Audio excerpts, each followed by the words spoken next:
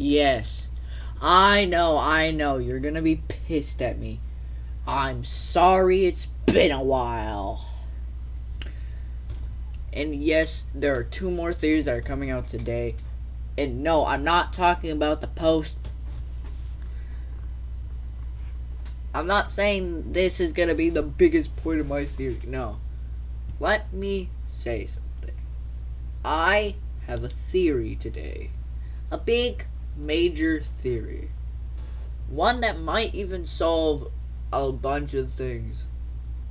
Like why the souls never moved on in Fnaf 3.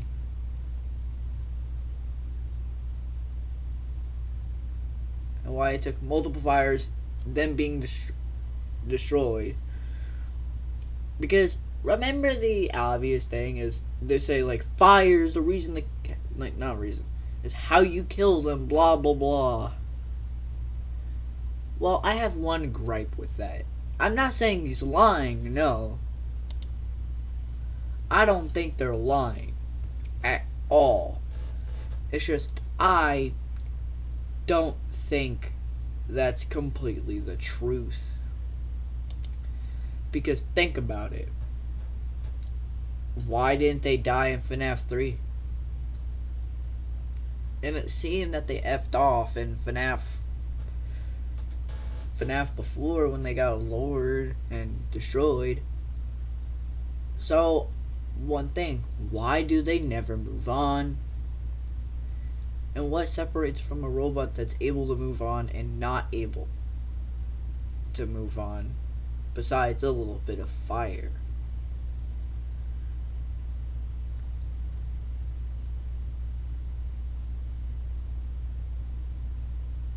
I have a theory. I think the biggest thing of Fnaf, that might be even the lesson of Fnaf, is letting go. And I know you're gonna pause me there and be like, hey. Why are you jumping to a big conclude? I just want to tell you. The reason why I think this is because of Fnaf 3. It burns down, but they're not saved. Only when you actually give them their happiest day, they let go and they're freed.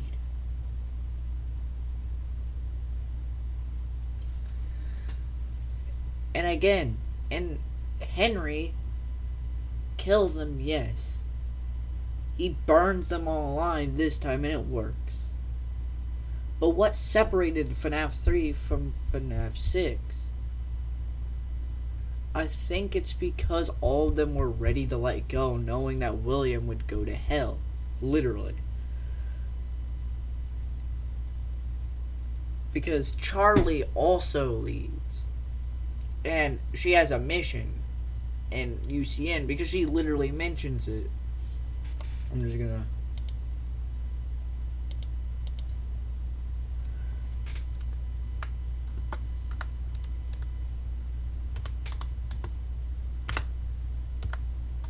I know. UCN voice lines. I'm gonna point. Same old phone? No! Upgrade to the... I hate you. I hate having ads. See. She has a mission, which I'm not gonna lie, they could actually follow up on if they want to. But Seeing you powerless is like music to me. also supporting that's William. I don't hate you, but you need to stay out of my way. I think that's why she was able to move on. She says, I don't hate you, but I need you to stay out of my way. Also, I'm just gonna listen. I recognize you, but I'm not afraid of you. Not anymore. Yeah, I think she finds him more pathetic than she does scary, because she says but she let go. Which is a big major point in UCN too. In UCN, Old Man Consequences literally says you need to let go, leave him to his demons. The others are under my protection. I think that's what she's doing in UCN. Is she's protecting them, and that's why she never left. I think she was too scared to leave them. The others are like animals, but I am very aware.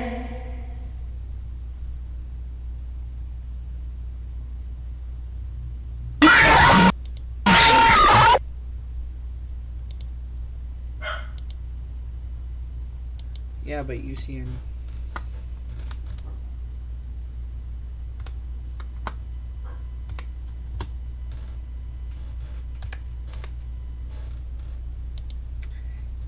This.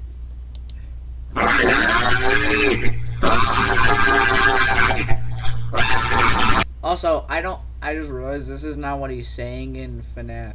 That sounds like a fan, which I'm gonna think is most likely the fan from Fnaf 6, so most likely it's him screaming.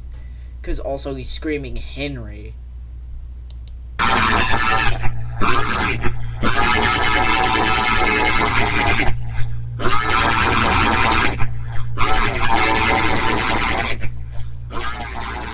And that's one thing, is he never lets go. Think about it.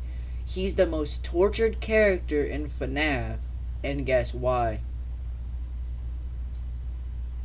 Guess why?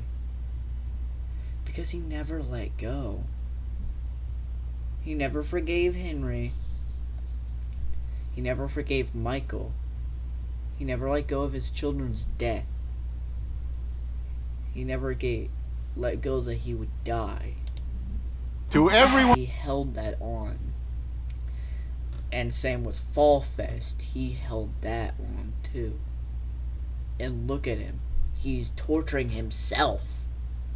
Not on purpose, but...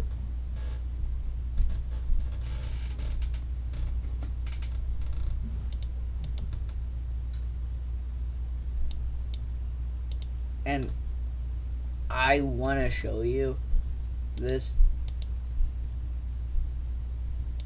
But I'm going to put flashing lights warning in the description. But flashing lights warning, click off now, blah, blah, blah. If you're epileptic, this will make you have a seizure, so click off now. Ugly as fuck.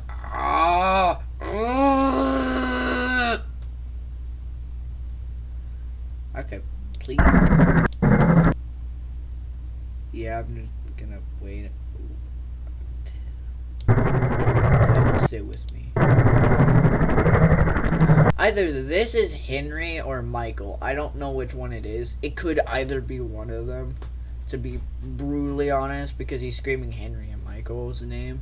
You know, the main consequences thing, which is kind of weird if it's not either one of them.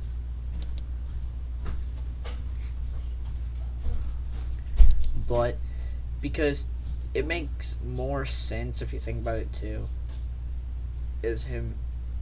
Also, I'm gonna have an entire theory on Edwin from Secret of the Mimic. Leave the demon to his demons. Rest your own soul. There is nothing else. Which also makes me think that it's more Henry, because it seems more like what Henry would say. Like, listening to him in FNAF 6 and this makes me think this is Henry. But, see, this makes more sense. Rest your soul. The entire game series is Michael trying to help them rest their souls. And what do you do when you play the minigame? They let go. You give them their happiest day back. And you see what happens? They let go. They moved on. In those endings, when you gave them the happiest day, the animatronics finally let go. And this puts it more, is saying rest your own soul. And the reason why I think they're allowed how they see this is Shadow Bonnie. And I know this sounds weird, but I made an entire theory that I think it was Evan. But to connect him more to it, his thing seems more like mashing keyboards, but it seems more like a thing of like a code, and also is connected to Fredbear's for some reason, which also is more proof that he might be, the crying child. But it's weird that he is one of the things that you could play as in the game to get the secret. And one of the most mystical characters, and comes back in AR. I think they're paying attention to him, and I think that's why, because I think he does the most important job, which makes me think, because if he's connected to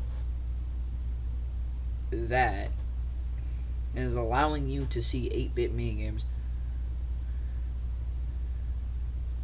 and is in 8-bit minigames, it makes me think he's connected somehow. Because yes, I get weird stuff happens in those minigames, but it's weirder that it's him connected to Fredbear's.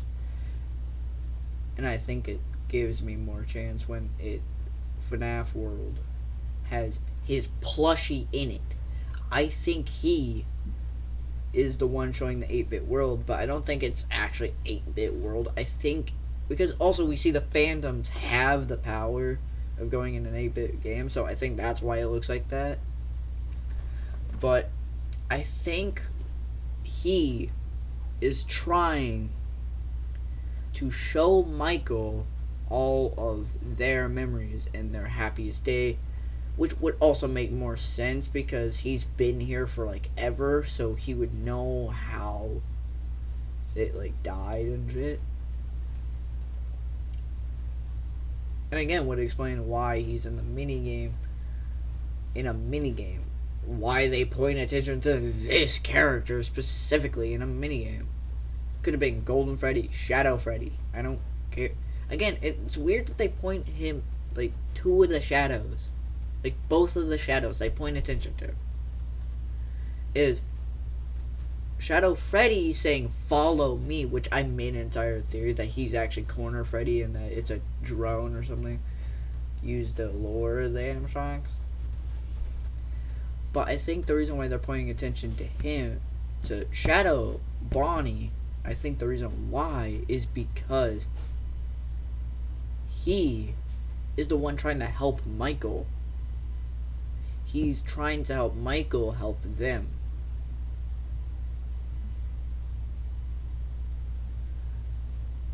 By giving them their happiest day back, giving them the birthday they lost. And when they do, they forgive and forget. Like this line, "Rest your soul, own soul." They finally let William Afton rest. Well, not let William Afton rest, but they let go. They did what the puppet did. And it's weird to me that the puppet does that, but doesn't move on. And the reason why I think is because the line, "They're under my protection." I think she, and even Henry points this out, is like, you were, points out that she always took care of people. So it makes me think she stayed behind on purpose to take care of them. And once the fire happened and they were resting, she also went to rest because of it. And also, I'm gonna do an entire theory on Pig Patch, which a part of it I was totally right, but I'll get to that in a different video. But like, thinking about it, yeah, they literally rest their souls, rest their own souls. Think about it. To save them ending, they gave their happiest day, they did their birthday and let go and forgot, and they rested their own soul when you did that.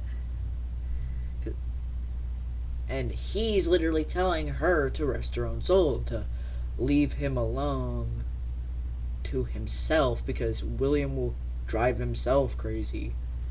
He will hurt himself. Because he does, if you think about it. He kills kids because of him mourning and regret and angry. He wouldn't let go. And that's what kept him alive. That's why he was alive for so long. And I think he obviously is dead. I think Burntrap is most likely the mimic. Or at least the legacy of William, which I made an entire theory of. Getting back to the point, I think he is right about that. William is affected by himself not resting his own soul. He's not letting go. He held on to Evan when he died. He made a promise he would put him back together, and he obviously tried to set out on this, experimenting on kids and stuff, because he wouldn't let go of his own mortality and stuff like that. He wouldn't let go. And it's saying in this, Cassidy won't let go in Old Man Consequences. It seems like Henry doesn't, like, he probably hates him, but he doesn't hold on to him for that. He just kills him and then lets go himself. Most likely why, if he's Old Man Consequences, makes more sense. He knows that if she does this, she's gonna be like William. Not as bad. I don't mean as bad. It's just like William, not able to let go and forget. Because yes, it was totally bad what he did, but it's hurting her by holding on to it.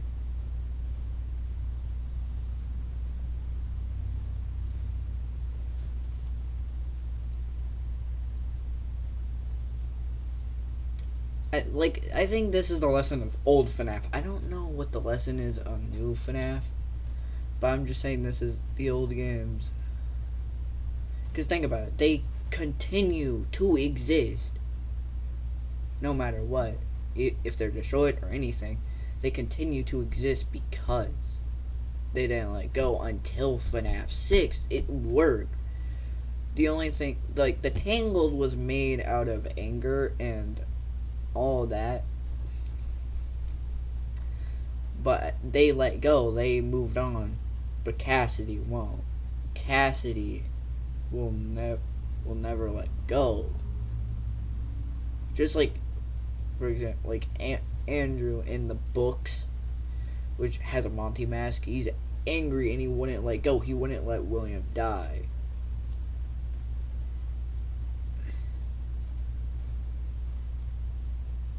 Which I don't know. Also, the ghost could still exist, but also I want to tell you this. New FNAF isn't ruining that because we never knew if they existed, because literally Scott kind of put himself in the games and said he made the games and that there were stories, which I'm going to make a new theory on that, which isn't really a theory, kind of just like my thoughts on why everything's so inconsistent with FNAF, and why it doesn't make sense, like, design-wise. But, again, this sounds like Henry, because Henry also probably at a time didn't let go, but learned to let go. Learned to let go and accept that his daughter was dead. Because in every time, when every, like, other, like, story, in any story of Henry doesn't let go, he becomes depressed and he kills himself. Because he doesn't let go of Charlie. He holds on to her. And it hurts him in the process.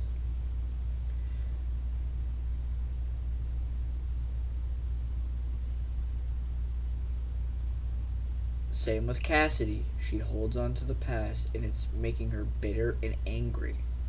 And she's not letting go. The animatronics stayed because they wouldn't let go until William died, but she won't let go. She wants him to experience what she felt, pain and agony, which I'm going to explain a part of that in a different video. Again, there's a lot more videos going to come out. It's just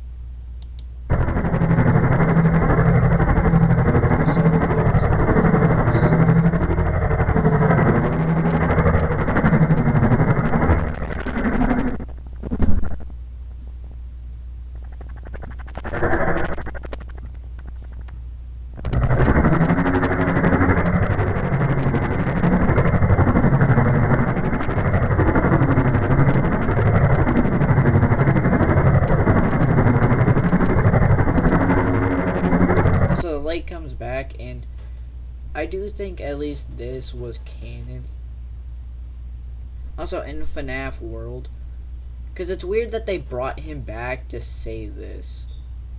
It's weird. Why would he say, like, if Fnaf world wasn't canon, I don't get why you would bring him back to say that.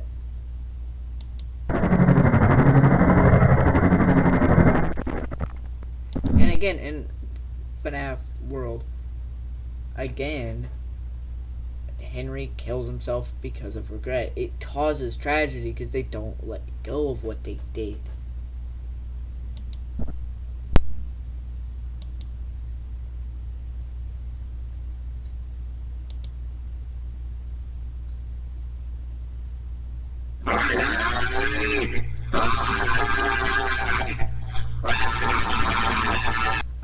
Either that's in him in hell and it's just distorted by like water, or it's him in FNAF 6 screaming because he's burning alive.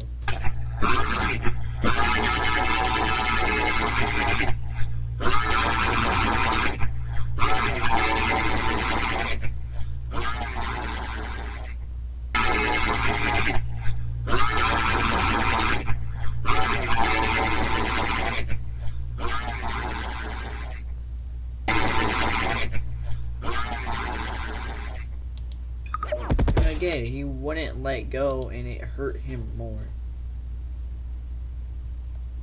It's hurting characters more when they don't let go.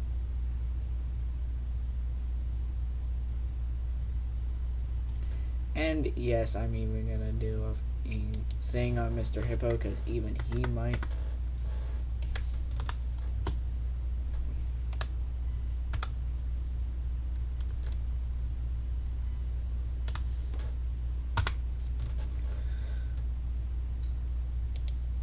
My friend, you have met a terrible, terrible demise.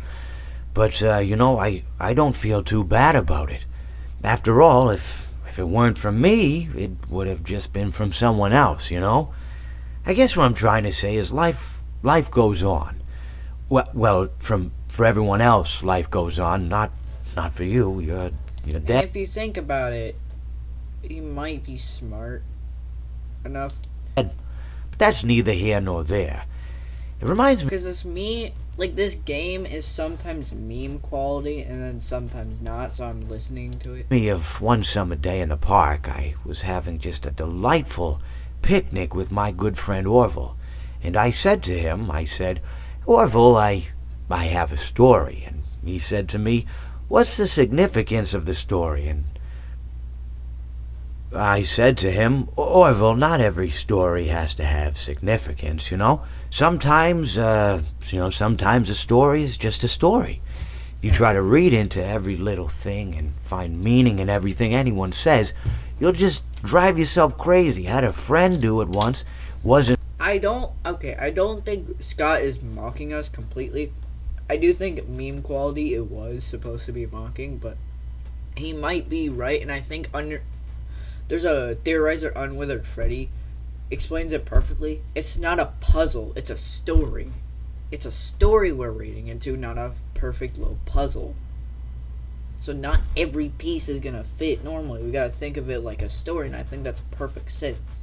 Pretty, we talked about it for years. And not only that, but you'll likely end up believing something you shouldn't believe, and thinking something you shouldn't think, or assuming something you shouldn't assume, you know? Sometimes, I said, a story is just a story. So just be quiet for 1 second of your life and eat your sandwich, okay? Of course, it was only then I realized I'd made sandwiches, and poor Orville was having such difficulty eating it. Elephants have those clumsy hands, you know? Actually, I suppose that's the problem. They don't have hands at all, do they? They're all feet. I couldn't imagine someone asking me to eat a sandwich with my feet. Now, if some people probably do that on OnlyFans. If I recall correctly, there was a bakery nearby. I said to him, Orville, let me go get you some rye bread.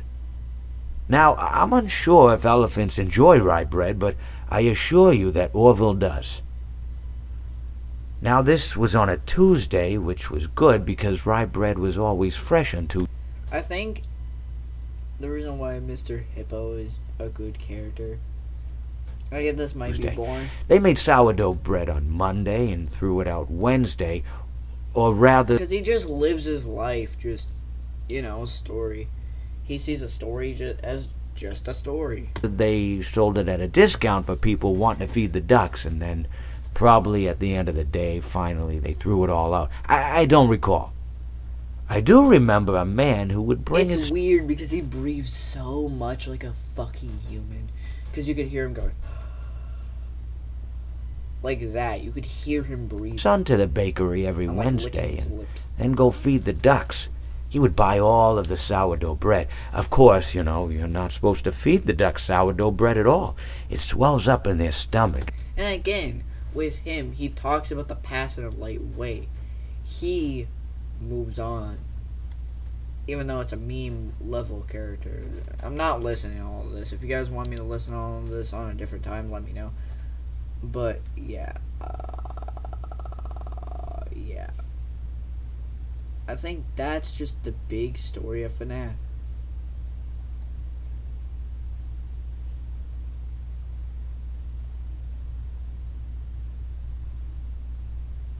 Because, yeah, when all of them just focus on the past, it kind of just hurt them over. Also, I'm going to most likely watch this one.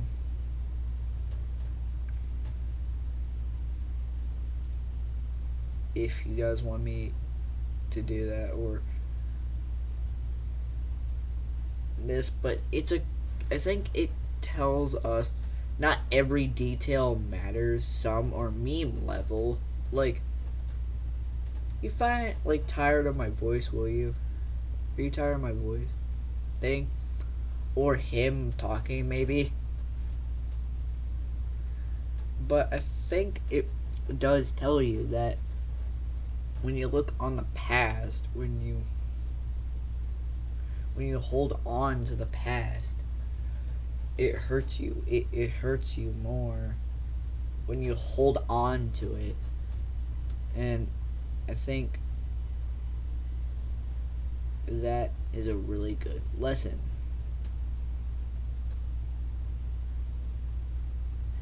Is that William wasn't able to let go, and it hurt him. Cassidy wasn't able to let go, and it hurt her.